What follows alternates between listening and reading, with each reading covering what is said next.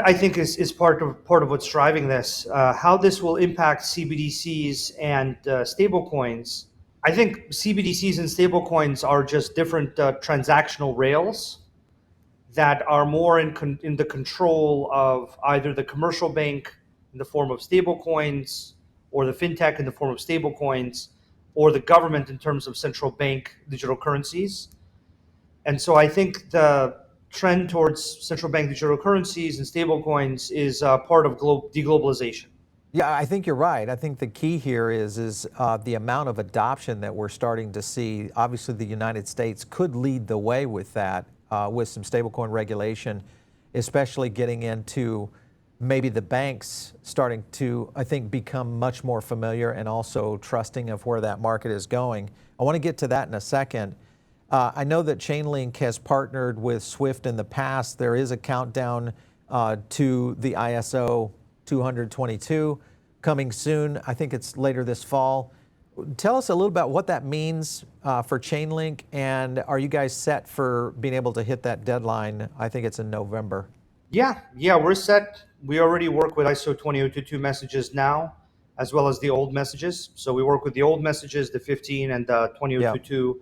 We've been working with 20022 for some time, and working with Swift now for some time, well over 7 years now. And that's continuing. And I think we're getting deeper and deeper integration progress there. And yeah, we're set up for 20022. I think 20022 is really more of a big shift for the banks and others that were on the previous 15 standard. The Swift UBS asset management, and obviously you guys partnering on this, this was a pilot. Has this rolled out now? Is this like a full-on program now? It hasn't rolled out into production yet, but it's on track to get to that. And we're continuing to work with UBS and Swift, and actually many other counterparties now that are also interested in both being part of that transaction and other transactions that work that way.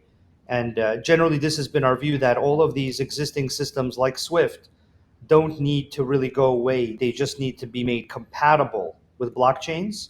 I think eventually you'll actually be able to instruct a stablecoin movement on a chain through a Swift message, for example.